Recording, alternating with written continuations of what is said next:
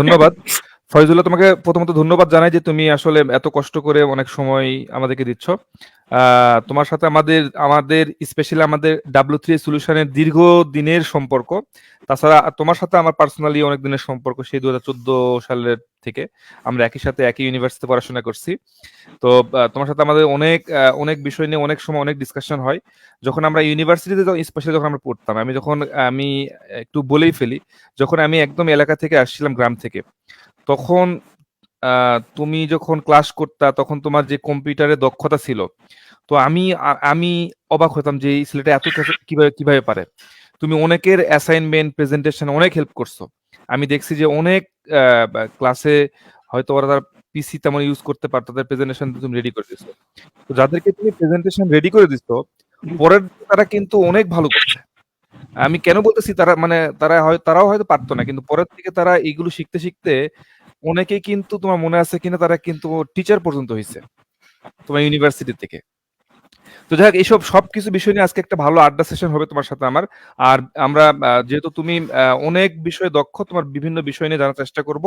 আহ, আহ, অনেক বিষয় আমাদের জানার আছে, তো যেগুলো হয়তো দর্শকদের উপকার করবে আর কি। তো প্রথমত একটু তুমি তোমার পরিচয়টা সম্বন্ধে তুমি নিজেই একটু দাও, আমি বললে হয়তো বেশি বলবো বা কম বলবো। মানে তুমি একটু যদি তোমার ব্যাপারটা সম্বন্ধে বলো, তুমি এখন কি কি করতেছো, সবকিছু মিলে একটু তোমার একটু ইন্ট্রোডাকশন দাও প্লিজ। আহ, অসংখ্য ধন্যবাদ তোমাকে আমাকে এই স্ট্রিমে জয়েন করানোর জন্য। আমি সাধারণত এই সমস্ত জায়গায় কথা বলে অভ্যস্ত না, যদিও নিকা গ্রুপ চালাচ্ছি, এরকম বিভিন্ন জায়গায় আমার অ্যাক্টিভিটিস আছে, কিন্তু এইভাবে প্রকাশ্যে নিজের ফেস রিভিল করে কথা বলা এটা আমার জন্য কঠিন। তারপরেও যেহেতু অনুরোধ করছো বা রিকোয়েস্ট করছো, যেটাই বলি বা বন্ধু হিসেবে অর্ডার দিছো, যেটাই হোক, হুম। আসছি। এখন আহ, আমার এখানে পুরো ফর্মাল ওয়েতে সব কথা পাবা না, কিছুটা ইনফর্মালি পাবা। আর আমার কাছে কেন জানি মনে হয়, তুমি ছাত্র জীবনেও দেখছো, আমি খুব ফর্মালিটিস বিষয়টা পছন্দ করতাম না। রাইট। এই সাইকেল চালায় ঘামে চুপচুপে ভিজা হয়ে দেখা গেছে এসির মধ্যে বসে ক্লাস করতেছি, ঠিক আছে। এখন এই বিষয়গুলো আসলে খুব সিম্পল। আমি ফর্মালিটিস পছন্দ করি না। অনেক বড় বড় ক্লায়েন্টও যখন আমাদের সাথে এসে বসে মিট করে, আমি দেখা যাচ্ছে স্বাভাবিক পাঞ্জাবি পরে বসে আছি, বা একটু যে ইয়ে করবো ওরকমও না। তখন ওনারা ভাবে কি এরা এই এই টাইপের মানুষ।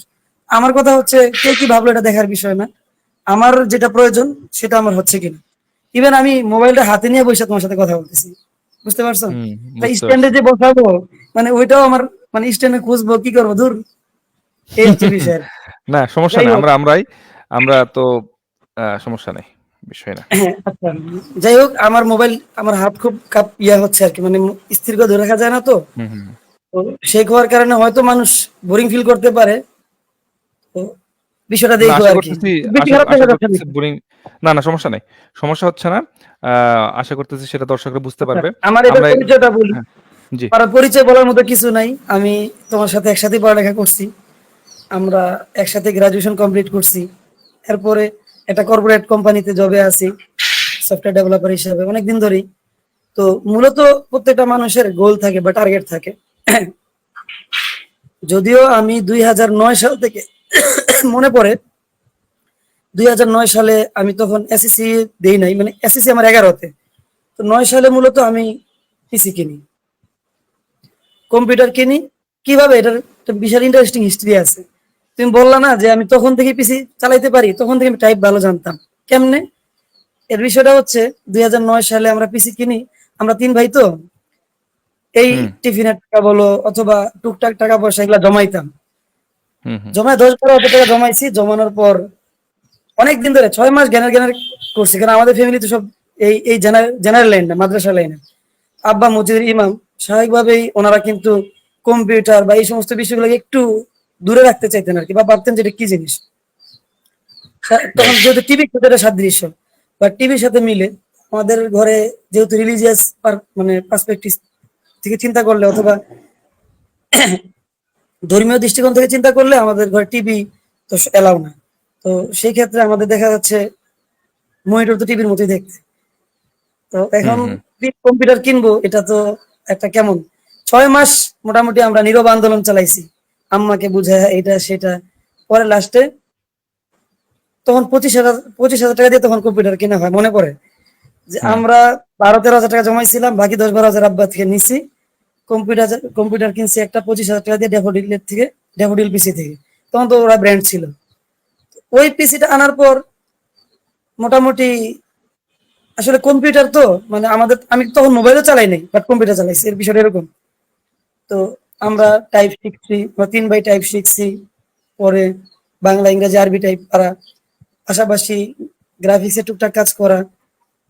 মনে পড়ে 11 সালে আমি সর্বপ্রথম HTML CSS এর কোর্স করি যখন আমি কলেজে পড়ি, মানে এসএসসি শেষ করছি, করে যখন আমি এইচএসসি তে সরকারি বিজ্ঞান কলেজে পড়ছি। তো তো এইচএসসি তে সরকারি বিজ্ঞান কলেজে গিয়ে প্রথম বছরই আমার মনে পড়ে আমি HTML CSS কোর্স করছি। তখন অ্যাডোবি ড্রিমওয়্যার নামে একটা আইডিয়া ছিল বা ওই যে ওদের প্ল্যাটফর্ম ছিল, ওই ড্রিমওয়্যার দিয়ে কাজ করতাম।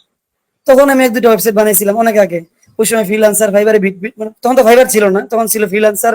এখন তো ফ্রিল্যান্সার, এই ফ্রিল্যান্সার আগের কি যেন একটা ভার্সন ছিল, নামটা মনে নেই, বুঝতাম না।